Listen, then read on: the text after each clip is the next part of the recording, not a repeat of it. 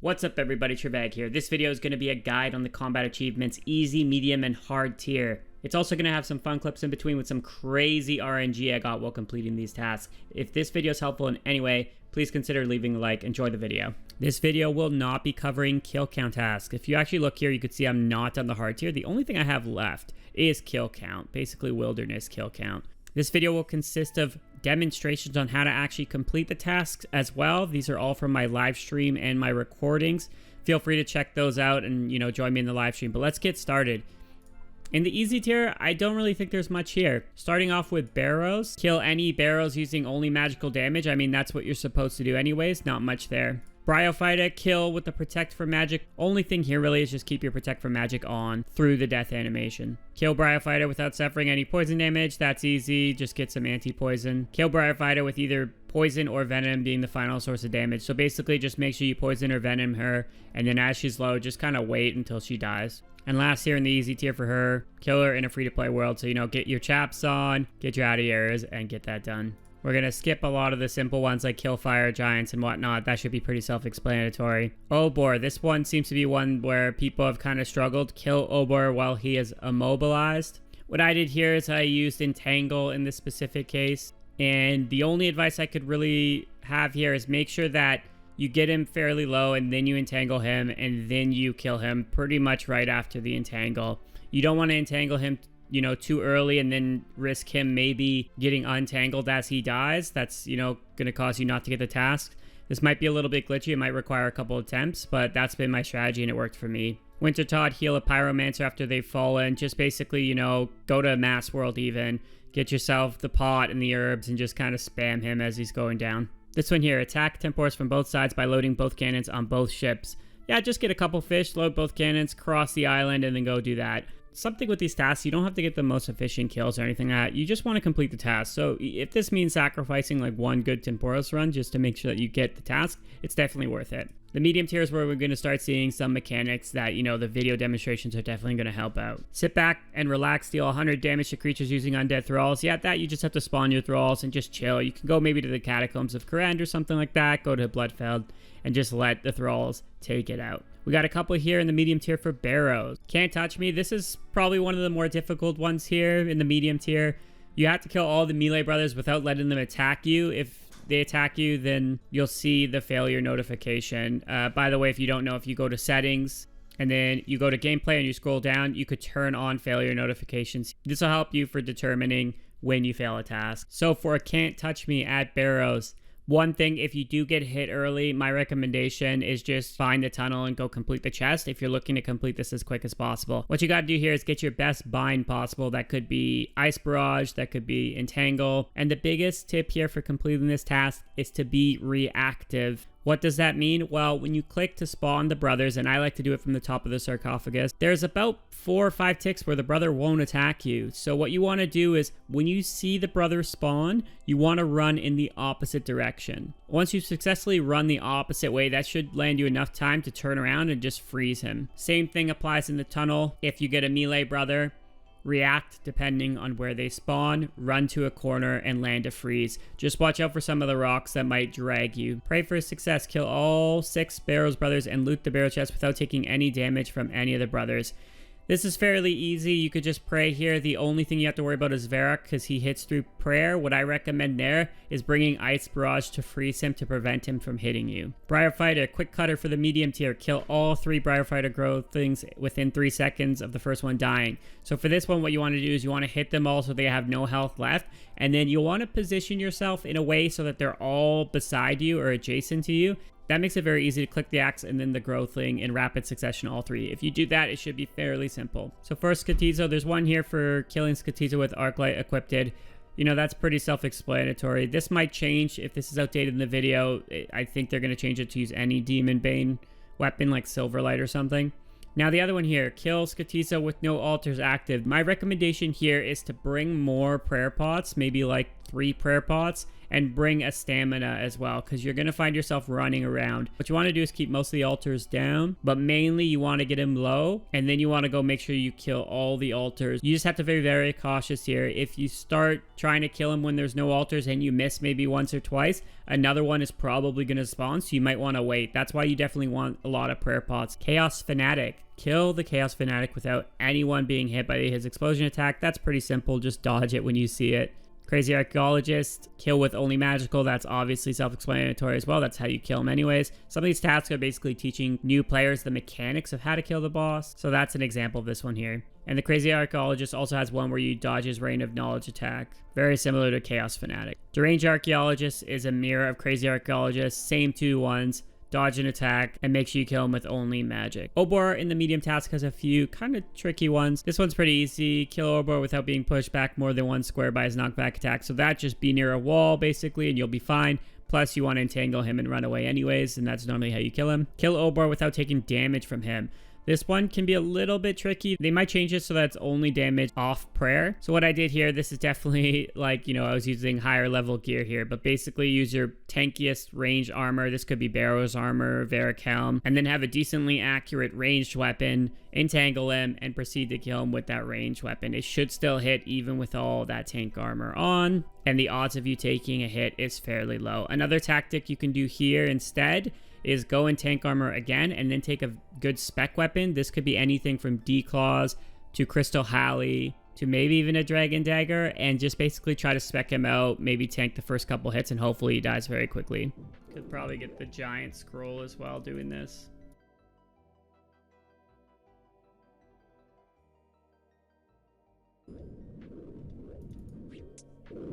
Oh my god, we just got the champion scroll. I literally was just saying that. King Black Dragon, you have to kill him 50 times. That's probably the most, again, one of the harder ones in the medium tier. But other than that, you have to take a stab weapon with you, an anti-fire potion, and an anti-dragon shield equipped. And then the last one, kill Black Dragon with the protect from melee per active. So you should pretty much get those all in one single kill. In fact, when you do the easy tier, you're probably finishing this already. So now KBD, as long as I get 9 kills in the next 2 trips, which seems very doable since we just got 10 and 11. Oh my, are you joking me?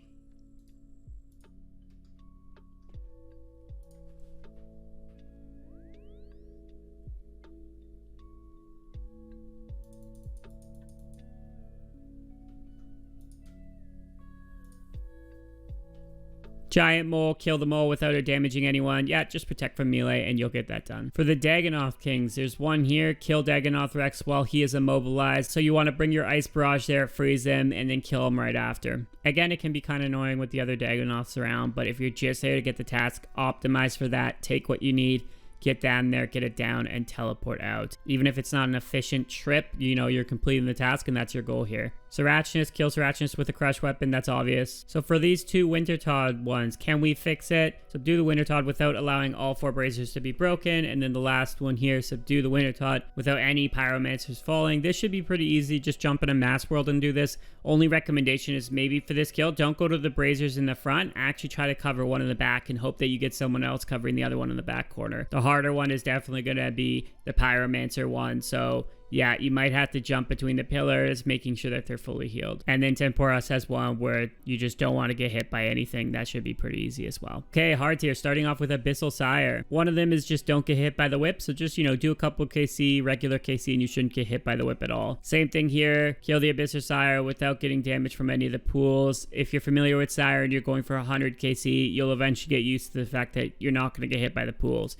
Now, the hard one here in the hard tier is they grow up too fast. Kill the Abyssal Sire without letting any spawns mature. So this one took me a handful of attempts to figure out a strategy. I tried chins, I tried ruined throwing axes. The hard part here is phase 3. So phase 2, you can obviously kill the ones that come out if they do spawn any, but phase 3, a lot spawn at once. For this task, I'm going to break it up into 3 parts. The first part is during phase 2. What you want to do here, if you have something like a Dragon Warhammer, you can put a spec into Abyssal Sire, maybe even 2 specs. Don't be afraid here to teleport out to your house and get more spec energy, because you'll definitely need spec energy for the rest of the fight. The only thing you need to worry about here when teleporting out is that the Abyssal Sire might send out a spawn, and that's going to mature. It is kind of annoying. You might have to redo the kill. Alternatively, you don't have to leave at all if you're feeling confident.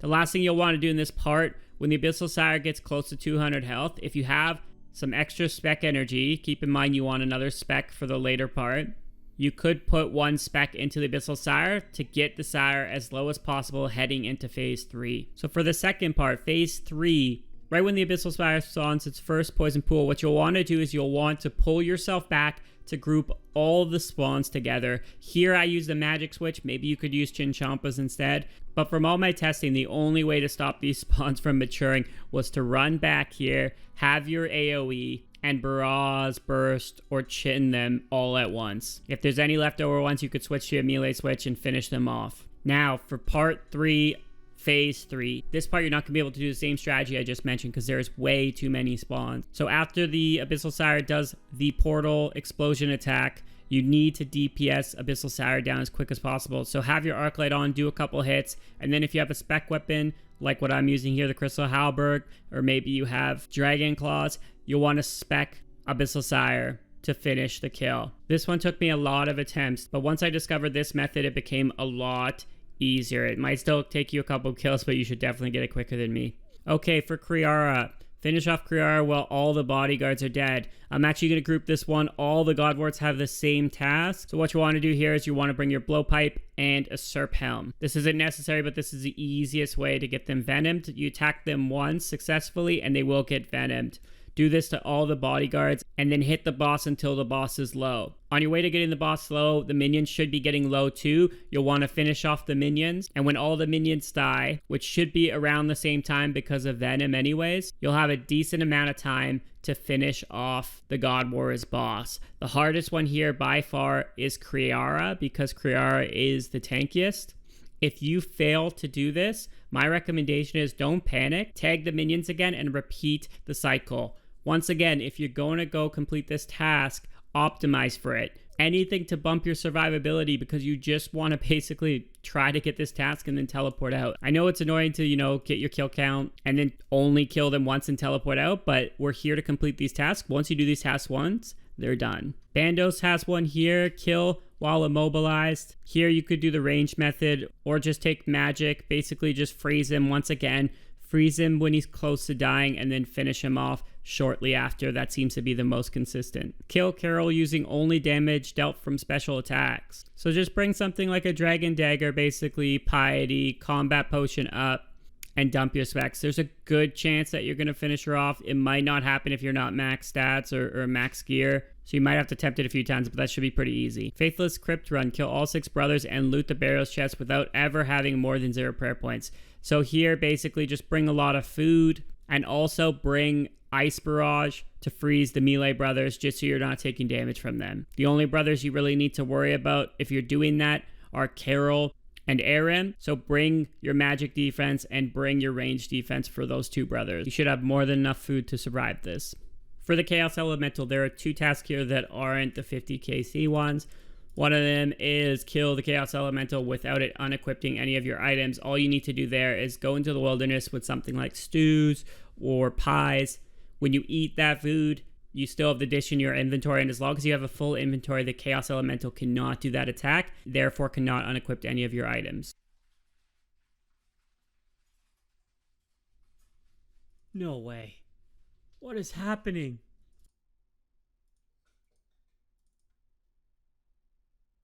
That's the first dragon pickaxe on this account, just trying to complete these tasks.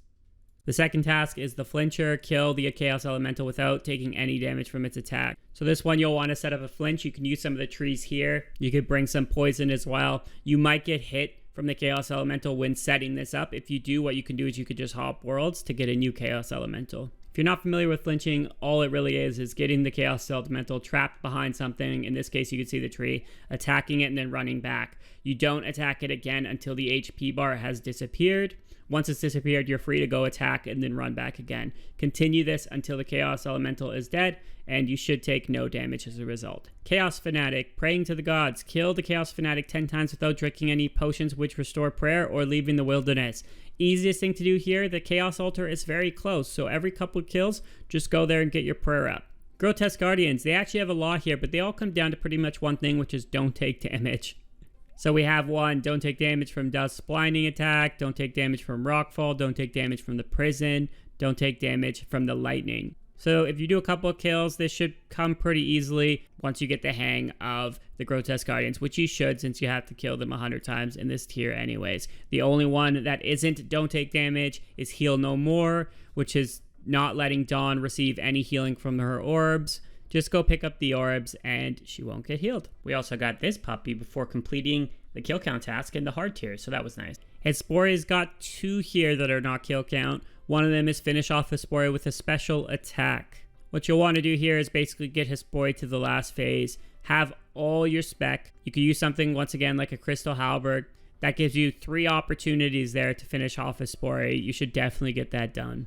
The other one here is Weed Whacker. Kill all of Hespori's flowers within 5 seconds. You don't have much time frame to actually finish this. But the good news is if you don't succeed, you can just leave the instance and try again. My strategy here worked on the first time, so I think it's pretty consistent. I brought the blowpipe and I brought the bow of Ferdinand. You could bring a crystal bow or a magic short bow with arrows. Either of them work. So what I did with the Hespori here was I had my blowpipe equipped. I clicked the Hespori to start the fight, and then I immediately started spam clicking the closest flower. As soon as you see the XP drop, you're good to move on to the next flower. You can take out the first 2 flowers without moving at all. The third one you will move a little bit, and the fourth one is the farthest away. Now I think you could still manage to get this with the blowpipe, but I think you're cutting it a little bit close. So this is my recommendation, to bring that second weapon with longer range.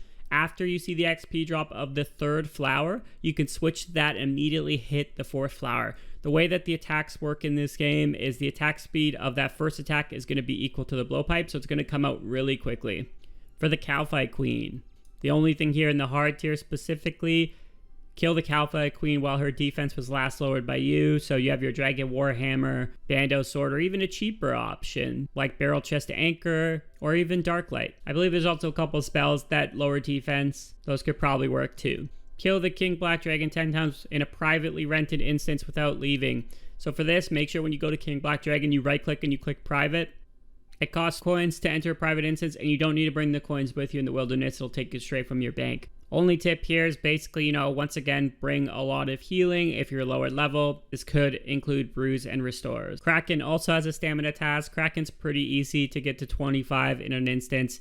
You could, again, bring a couple Bruise and Restores, but even some good healing food should be enough, so long as you have decent magic armor on and decent stats. If you're low stats and whatnot, you'll probably have to bring the Bruise. Another Kraken task here is kill the Kraken after all 4 tentacles are down. Just take out each tentacle one at a time and then kill the Kraken. Why are you running the Giant Mole? Kill the Giant Mole without her burrowing more than 2 times. This should come pretty naturally just by killing the mole a couple times. To make it even easier, when you have high hitting weapons like Derranged, it becomes a lot easier to prevent her from burrowing. Second one here, kill the Giant Mole within 10 seconds of her resurfacing. This should also just come pretty naturally. It's a little bit of RNG based. Now if you're using something like the Bow of Ferdinand, Crystal Bow, or T-Bow, this could be a little bit easier to get the last hit because you don't have to run as far. But even if you're using Derranged, there's going to be cases where she spawns right in front of you and you'll finish her off in the next hit.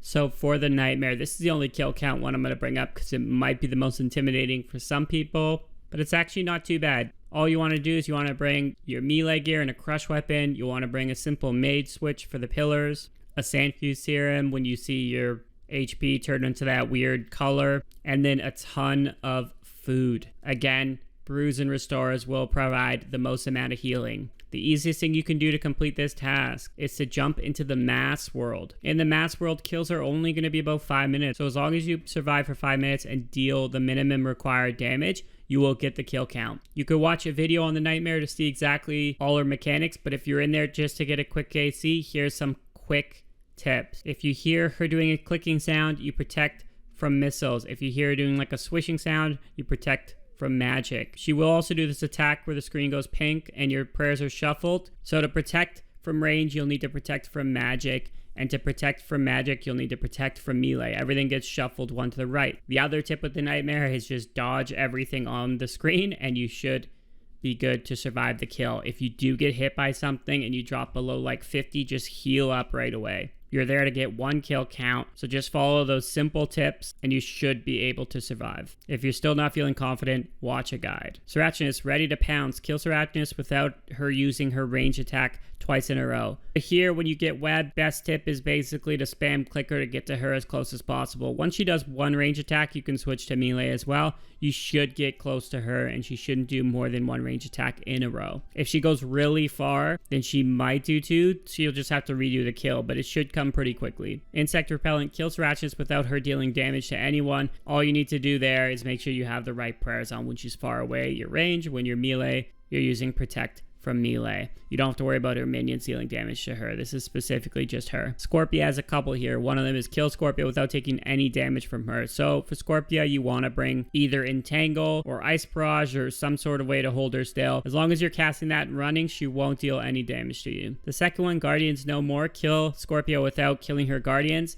All you'll need to do here, and this is pretty meta, is when her Guardians spawn, which they spawn the hit after 99 HP, you'll want to entangle or barrage them to keep them still, then pull Scorpia away. If the Guardians don't heal Scorpia in 15 seconds, they despawn. See, now Vedion and Vedanatus, they actually do... Oh, boy. So there is one here for Theater of Blood story mode, complete it once. That's the quest. This one, you should probably watch like a simple video to see how to handle each room. It would take too long to explain it, but story mode is much, much easier. You know, you could take hits sometimes and survive pretty easily. You also get a couple attempts. There's also some bandages after you kill Bloat and Soda's Egg, and they act as Shark, Prayer Restore, Stamina, Super Combat, and Super Ranging, so those bandages can really help out. Watch a quest guide for this one, or watch a basic Theater of Blood, and you should be able to complete this one. Bring some friends, or find somebody in a raid chat. Krill has a few as well. Receive kill credit for Krill without him using a special attack. I did it melee just by walking under him and doing the standard method. You could probably bring range instead and, you know, just try to run around to limit him hitting you as much as possible. And just pray he doesn't do the special attack. There's another one here. Just bring the arc light and finish off Krill. You should be bringing that anyways, so that should be easy.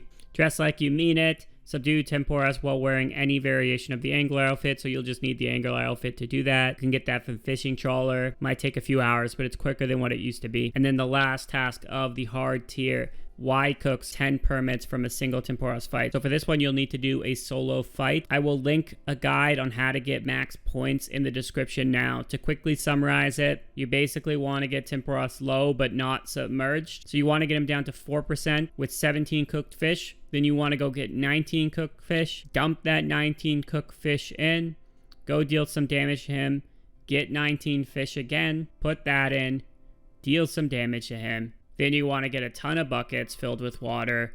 Humidify helps a lot here for refilling them. Run to the other side of the island and proceed to take out all the fires to get as many points as possible.